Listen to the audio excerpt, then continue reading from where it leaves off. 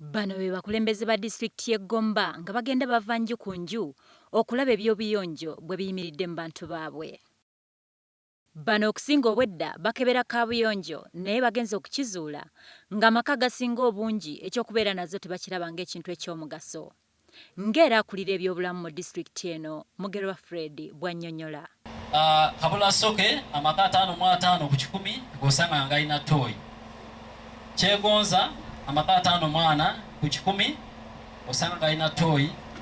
Mpenja ebyo kyatusinzeeko amaka 65.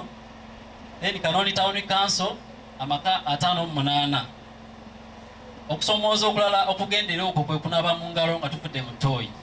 Ono ayongerako nti bagenze okukizuula ng'abantu baba basinga obungi tebava mu malwaliro nga batawaanyizibwa endwadde eziva ku bujama n'obunyaga, ekintu ekibeeraliikiriza.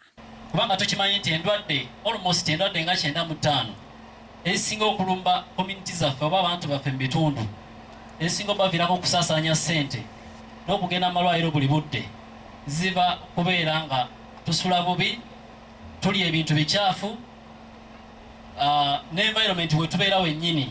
Baba bakola ku byobulamu mu byalo abamanyiddwa nga ba VHT balaze okusoomoozebwa kwe bayitamu okutuusa obujjanjabi ku muntu wa wansi, ne basaba gavumenti ebayambeko basobole okukola obulungi omulimu gwabwe. Abakulembeze ba disitulikiti eno era bennyamivu olw'abatuuze baabwe abatayagala kwetaba mu nkiiko z'emisomo ezikwata ku byobulamu n'obuyonjo nga ensonga lwaki bakyali mu mbeera eno. Toyinza kuba muyonjo nga toli mulamu. Toyinza kuba mulamu nga toli muyonjo. Ebintu ebyo byonna byetaagibwa era bw'oba onoonya development enkulaakulana tuteekwa okufuna ebintu ebyo byonna. Buli bw'ova mu kaabuyonjo wabeerawo ki woonaabira mu ngalo. Ebyo byonna biri intended improvinga the healthy living ey'omuntu.